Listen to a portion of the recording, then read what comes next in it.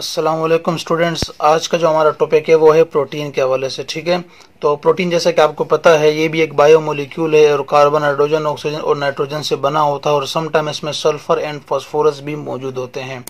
यानी और अगर हम जैसे कि हमने बात की थी कार्बोहाइड्रेट्स की, तो कार्बोहाइड्रेट किससे बनते थे? मोनोसेक्राइड से। कार्बोहाइड्रेट एक बड़ा मोलिक्यूल होता है और उसका जो छोटा मोलिक्यूल होता है यानी सबसे छोटा जो सब यूनिट होता है मोनोमर उसका, वो था मोनोसेक्राइड। इसी तरीके से प्रोटीन एक बड़ा मोलिक्यूल है जिसको हम पॉलीमर कहते हैं। ठीक है, इसी तरीके से प्रोटीन का जो मोनोमर है वो हमारे पास है अमाइनो एसिड। ठीक है स्टूडेंट्स, क्या चीज़ है? Amino acids. तो प्रोटीन बेसिकली किससे बनता है? अमाइनो एसिड से। Proteins are the building block of amino acids which are made up of carbon, hydrogen, oxygen and nitrogen and phosphorus and sulphur also. ठीक है, यानी अगर आप प्रोटीन के बारे में ज्यादा आपको कंफ्यूजन हो रही है तो आप देखिए जो हमारे नाखून है ये क्या चीज़ है? ये प्रोटीन है। हमारे बाल क्या है? प्रोटीन है। ठीक है, हमारे बॉडी का स्ट्रक्चर किससे बना होता है? प्रोटीन से। हमारे हार्मोन्स, एंजाइम्स, हमारे न्यूरोट्रांसमीटर्स वगैरह ये सारी चीज़ें किससे बनी होती है? बेसिकली ये प्रोटीन से बनी होती है। ठीक है, और प्रोटीन का हमारे पास सोर्स क्या होता है? जितने भी आपके पास फिश वगैरह है, मीट है, ठीक है, यानी मैं आपको यहाँ दिखा देता हूँ। ये देखिए जितनी भी चीज़ें आपको इसमें नज़र आ रही हैं सामने पिक्चर में, ये सारे प्रोटीन के मेजर सोर्सेज है। यानी अगर आपको डॉक्टर ये कहता है कि प्रोटीन की कमी है आपकी बॉडी में, आपके लिए प्रोटीन बहुत ज़रूरी है, आपको लेना है, तो आपके पास ये सोर्सेज है जैसे चीज़ है, फिश है, मीट है, चिकन है, मतलब बीफ है, एग्स वगैरह, नट्स वगैरह, ये जितनी भी चीज़ें हैं ये प्रोटीन के मेजर सोर्सेज होते हैं। वैसे तो हर चीज़ में किसी न किसी क्वांटिटी में प्रोटीन होता ही है, but these are the major sources. ये वो सोर्सेज जिनसे आपको बड़ी मिकदार में प्रोटीन हासिल होता है अपनी बॉडी के लिए। ठीक है स्टूडेंट्स, अब देखिए ये आपको मैं नजर दिखा रहा हूँ कि प्रोटीन बनता कैसे। ये देखिए ये एक लंबी चेन है, ये जो आपको नजर आ रही है ये एक लंबी सी चेन है। जो कलरफुल डॉट्स आपको नजर आ रहे हैं ये कलरफुल डॉट्स से अमाइनो एसिड्स हैं, अमाइनो एसिड्स जिनसे प्रोटीन बनता है। अब देखिए अमाइनो एसिड्स, बहुत सारे अमाइनो एसिड्स एक खास स्ट्रक्चर में यहाँ पर हमारे पास असेंबल हुए हैं, लगे हुए हैं और इनसे बना हमारे पास पॉलीपेप्टाइड चेन। ये जो पॉलीपेप्टाइड चेन हमारे पास पूरा नजर आ रहा है। ठीक है, और आप ये देख सकते हैं कि ये जो कलरफुल आपके पास ये जो कंचे नुमा स्ट्रक्चर्स है इनको हम कहते हैं अमाइनो एसिड्स। ठीक है, तो फिलहाल मेरे जहन में यही वर्ड आया। तो अमाइनो एसिड से मिलकर प्रोटीन बनते हैं, लंबी लंबी चेन्स। ठीक है, तो उसके बाद अगर हम बायोलॉजिकल पॉइंट ऑफ व्यू से देखें या फर्स्ट ईयर की क्लास के अगर हम हवाले से देखें तो क्लासिफिकेशन ऑफ प्रोटीन भी पूछी जाती है।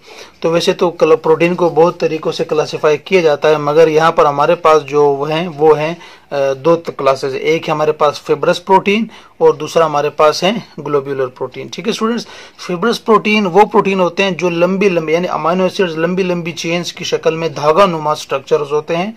ठीक है, जिनसे फाइबर्स बनते हैं बड़े बड़े प्रोटीन के। ठीक है, ये पानी के अंदर इनसोल्यूबल होते हैं, पानी में डिसॉल्व नहीं होते और ये नॉन क्रिस्टलाइन होते हैं। इनकी जो शेप होती है नॉन क्रिस्टलाइन शेप होती है, लेकिन इनके अंदर इलास्टिसिटी होती है। ठीक है, ये मजीद एक्सपेंड हो सकते हैं, इनके अंदर ये सलाहियत है।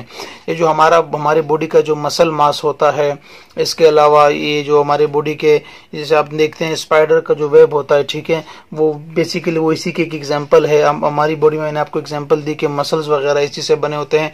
ये मायोसिन जो है ये हमारा मस्कुलर प्रोटीन ही होता है। ठीक है स्टूडेंट्स, और इसके अलावा आपने जो सिल्क वगैरह का सुना होगा कि सिल्क जो बनता है रेशम वगैरह वो भी इसी की एक किस्म होती है।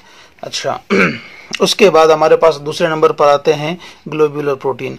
ग्लोब्यूलर प्रोटीन वो होते हैं जो कि स्फेरिकल या डिफरेंट डायरेक्शंस के या डिफरेंट डायमेंशंस के स्ट्रक्चर्स होते हैं। मिसाल के तौर पर ये बिल्कुल लंबी लंबी चेन्स नहीं होती, अमाइनो एसिड्स अलग अलग तरीकों से बने होते हैं। ठीक है, जैसे ये आपके सामने डायग्राम बनी हुई है। ठीक है, मैं आपको इसकी दूसरी डायग्राम भी दिखाऊंगा जैसे कि ये मिसाल। अब ये देखें ये ग्लोब्यूलर प्रोटीन है, इसमें अमाइनो एसिड बिल्कुल लंबी लंबी सीधी सीधी चेन्स नहीं अमाइनो एसिड से, ये थोड़े से मुड़े हुए होते हैं, आपस में फोल्डिंग और सुपर फोल्डिंग भी होती है। लेकिन अगर आप ये देखते हैं तो यहाँ आपके पास फिब्रस प्रोटीन में सीधी सीधी बिल्कुल सीधी सीधी चेन्स बनी होती है, इसमें फोल्डिंग नहीं होती, जबकि ग्लोब्यूलर प्रोटीन में फोल्डिंग होती है। ठीक है, इसके अलावा हम ग्लोब्यूलर प्रोटीन की प्रॉपर्टीज देखें तो ये सॉल्ट और एसिड और बेसिस में आसानी से डिसॉल्व हो सकते हैं और ये क्रिस्टलाइज इन शेप होते हैं। हमारी बॉडी के जो एंजाइम्स हैं, हमारे एंटीबॉडीज हैं, हमारे हॉर्मोन्स है, और जो हमारा रेस्पिरेटरी पिगमेंट है यानी हीमोग्लोबिन, वो भी इसी से बना होता है। यानी एग्जाम में आप ये एग्जाम्पल दे सकते हैं, ठीक है।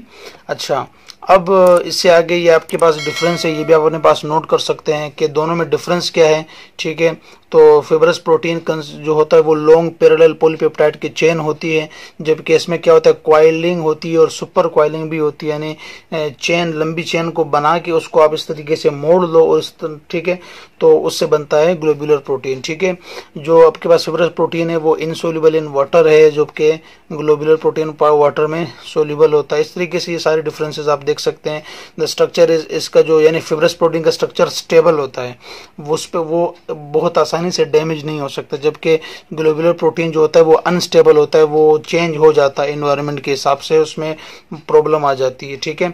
इसका जो मेजर रोल होता है वो mechanical and structural and functions होता है। यानी फिब्रस प्रोटीन का सबसे इंपॉर्टेंट जो फंक्शन होता है वो बेसिकली होता है ये बॉडी को या सेल को मैकेनिकल सपोर्ट प्रोवाइड करता है। यानी हमारा जो सेल का साइटोस्केलेटन होता है और हमारा जो मस्कुलर स्केलेटन है वो भी फिब्रस प्रोटीन से ही बना होता है। यानी ये मैकेनिकल सपोर्ट प्रोवाइड करने में इसका बहुत इंपॉर्टेंट रोल है। जबकि इसका जो फंक्शन होता है ग्लोब्यूलर प्रोटीन का मेटाबॉलिक एक्टिविटीज में और केमिकल रिएक्शन जो बॉडी के अंदर हो रहे होते हैं, क्योंकि एंजाइम्स और हार्मोन्स बेसिकली इसी से बने होते हैं, तो जाहिर सी बात है बॉडी के मेटाबॉलिज्म में बहुत इंपॉर्टेंट रोल होता है इसका।